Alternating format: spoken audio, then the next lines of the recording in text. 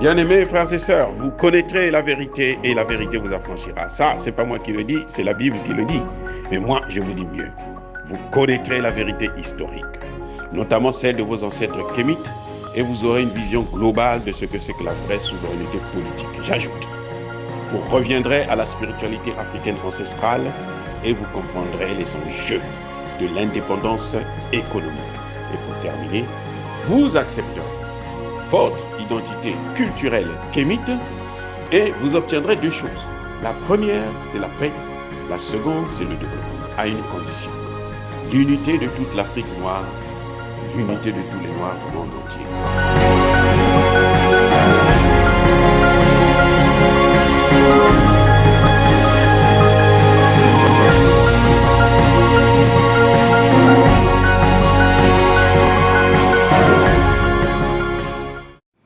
Otep à tous, bienvenue sur la chaîne des panafricanistes par essence, par conviction et par excellence. Celle des citoyens kémites par nécessité et obligation de combat. Nous sommes une chaîne qui n'est guidée que par nos ancêtres et rien que par les ancêtres qui appartiennent à l'égrégore du monde noir. Par conséquent, nous ne croyons en aucun Dieu venu de l'étranger. Toutefois, cette vidéo n'est aucunement destinée à inciter à la haine ou à la violence, car nous menons un combat qui est d'abord et avant tout spirituel, intellectuel et démocratique. Ensuite, il est politique, géopolitique et géostratégique contre l'impérialisme, le colonialisme, le néocolonialisme et l'endocolonat, qui sont tous, comme vous devrez maintenant le savoir, qualifiés de crimes contre l'humanité. Nous menons ce combat sur la base du principe fondamental que nous avons hérité de nos ancêtres kémites, qui est celui de la Mahat, c'est-à-dire solidarité, vérité et justice. Vous êtes donc en droit de connaître la vérité. Et nous avons l'obligation de vous dire la vérité, rien que la vérité, afin que justice soit rendue au continent africain.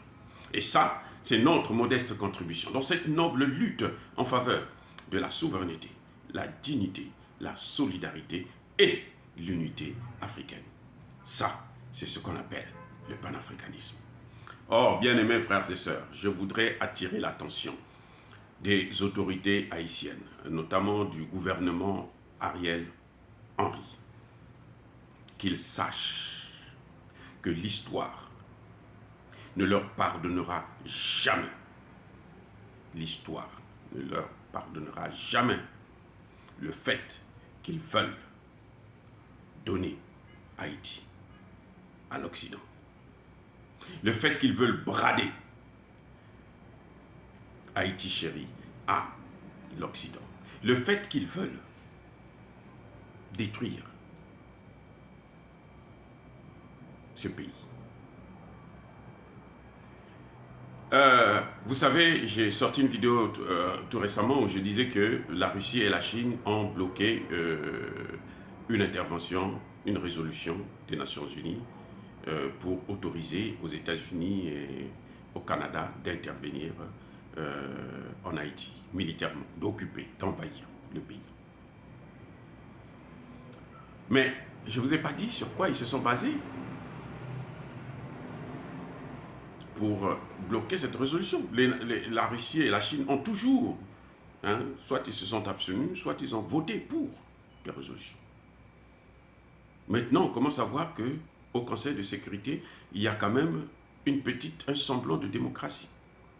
Un semblant, parce que le Mali a porté plainte contre la France, et jusqu'à aujourd'hui, ça fait plus de 3 mois, le Conseil de sécurité n'a jamais voulu organiser une réunion pour que le Mali puisse donner les preuves de la connexion entre la France et les terroristes, puisque la France, selon le Mali, et c'est ce que nous confirmons, j'assume ce que je dis, nous confirmons que la France, justement, arme, donne des informations, des renseignements, finance le terrorisme dans le monde. Et je le dis pourquoi, sur la base de quoi? C'est ça le problème, parce qu'un docteur en sciences politiques ne parle pas comme ça par hasard. Et je le dis parce qu'on venait de juger, ici aux États-Unis, il y a 1 ou 2 semaines, la grande compagnie française qu'on appelle Lafarge, ah oui, d'avoir financé, aidé armé les terroristes en Libye. Ah oui, en 6 mois, elle a dépensé plus de 6 millions d'euros qu'elle a donné aux terroristes pour tuer des Syriens. Et, écoutez bien, c'est pas moi, hein, la compagnie elle-même, Lafarge, a plaidé coupable. Elle a plaidé quoi, hein? Coupable. Donc, on sait. Et le Conseil de sécurité, c'est pour ça que je dis un peu de démocratie, parce que maintenant, bon, entre eux là-bas, ça ne s'entend plus bien. Donc, la Russie et la Chine ont bloqué, parce qu'ils se sont dit, mais attendez, vous avez déjà eu près d'une dizaine d'interventions en Haïti. Ça fait plusieurs années que vous êtes là, vous faites que vous partez, vous revenez, vous partez, vous revenez, et la situation ne cesse de s'aggraver. Donc cette fois-ci, nous, on n'est pas avec vous. Donc le gouvernement haïtien, s'il ne tire pas des leçons, c'est que ce sont des, comment on appelle ça? Des fous. Leur place, là, c'est dans des hôpitaux psychiatriques. Je dis clairement, parce que l'histoire est en train de s'écrire devant eux. Je comprends que tout, pratiquement, ou presque, les grands leaders politiques, jusqu'au président Martelly, hein, ont des groupes, des gangs. Je comprends ça. Mais si vous livrez le pays là, vous n'allez pas vous en sortir. Ah oui, c'est aussi simple, vous n'allez pas vous en sortir. Maintenant, qu'est-ce qui peut arriver si il y a une invasion occidentale? Déjà, il faut reconnaître que en Haïti là, les États-Unis ne veulent plus sous-traiter Haïti par la France. Ils veulent enlever la France pour placer le Canada. C'est pour ça qu'ils mettent en avant le gouvernement de Trudeau, l'autre. Hein.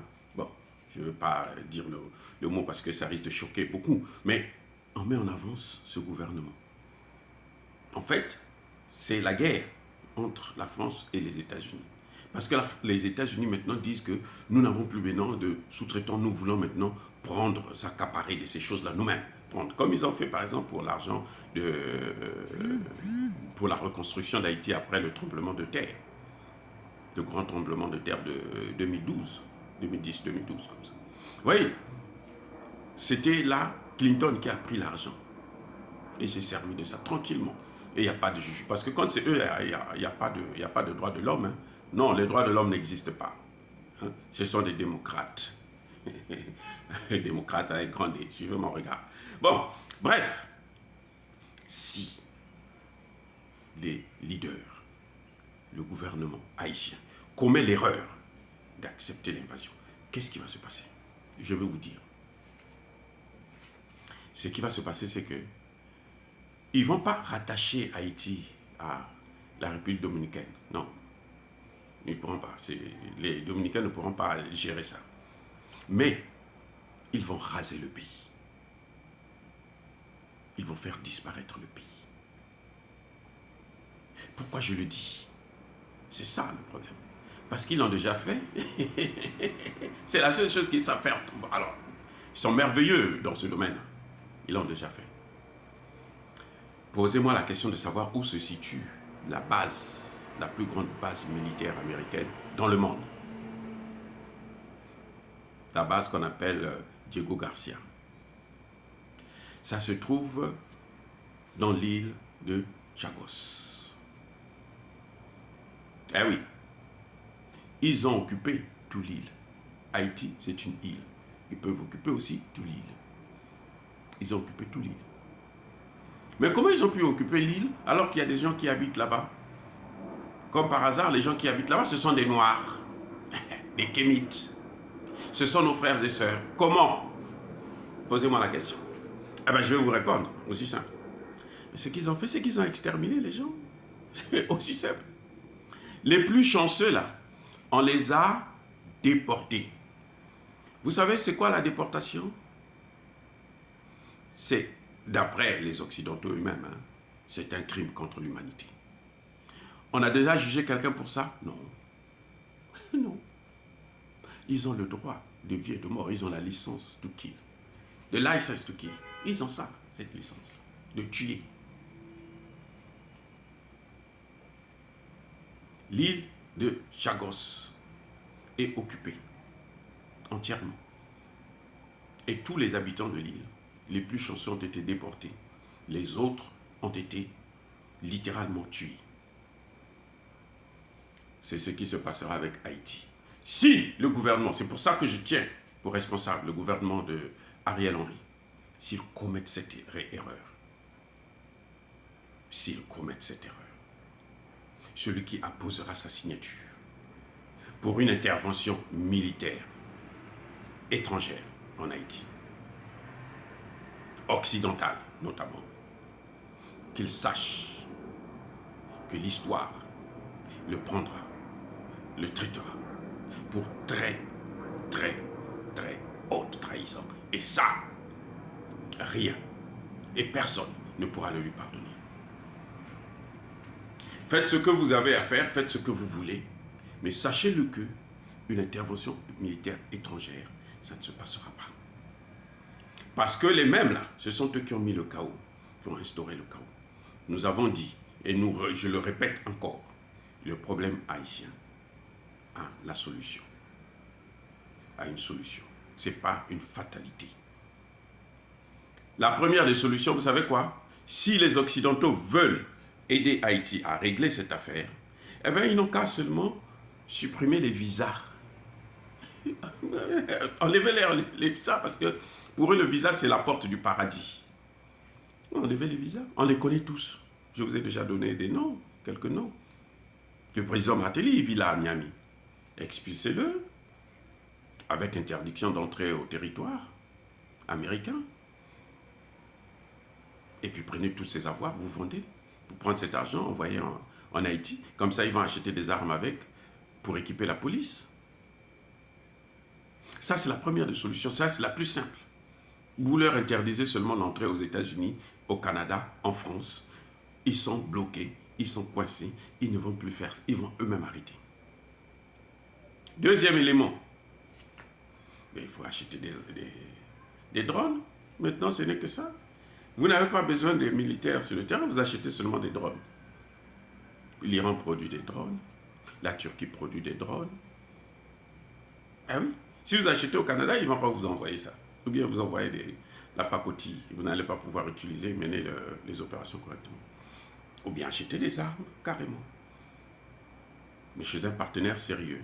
Aujourd'hui, le partenaire qui ne s'est jamais impliqué ni dans l'esclavage, ni dans la colonisation des Noirs, c'est la Russie. Le seul partenaire sérieux qui ne s'est jamais impliqué, mêlé de ces choses-là. Et la Russie ne vient jamais occuper. Jusqu'à présent, elle intervient. Elle a des accords avec les pays africains depuis les années 50-60. Mais la Russie n'a aucune base militaire en Afrique. Vous vous rendez compte? Aucune. Parce que leur objectif, ce n'est pas d'occuper l'Afrique. Ça, ce sont des solutions que je lance pêle-mêle. Et il y en a. On peut solliciter l'aide du gouvernement de l'armée malienne. Oui, par exemple, qui a fait ses preuves, qui est en train de faire ses preuves. L'armée tchadienne, qui a fait ses preuves, qui est en train de faire ses preuves. Nous avons des pays qui sont capables, en Afrique, de venir aider un pays frère comme Haïti, parce que ce sont des Kémites. Là où il y a des Kémites, là, ils sont des Africains, qu'on le veuille ou non. Même s'il y en a qui peuvent se dire, non, nous, on n'est pas... Kémites, là, c'est Kémites. Le sang, là, que vous avez, parmi les Africains, si vous allez, là, prenez l'ADN, là, vous allez retrouver, là, plein, tous en Afrique. Là. C'est la même chose. C'est un même peuple. Et l'Union africaine l'a reconnu. Eh oui, en disant que la diaspora, c'est toutes les populations, tous les Noirs du monde entier qui vivent en dehors de l'Afrique. C'est ça la diaspora. Ah, c'est pas moi qui invente, hein. Ça c'est l'Union africaine. Bref, je dis non à toute intervention militaire occidentale en Haïti. Fin de citation. Entre-temps, soyez bénis par le Dieu des Kémites. Et je persiste et je signe. Et maintenant, que tous ceux qui envahissent détruisent, déstabilisent l'Afrique, tous les pays africains, tous les pays noirs, je voulais dire. Tous ceux qui persécutent les Africains, les Kémites, qu'ils soient africains ou étrangers, qu'ils puissent être punis, écrasés, persécutés, maudits, foudroyés par le Dieu des Kémites et par nos ancêtres angélisés. J'ai dit, j'assume. Eux, ils marchent par la foi et non par la vue. Mais moi, je vous conseille vivement de marcher par la connaissance scientifique et historique, notamment celle de nos ancêtres kémites, par les cinq sens et par l'intelligence. À vous, Apia.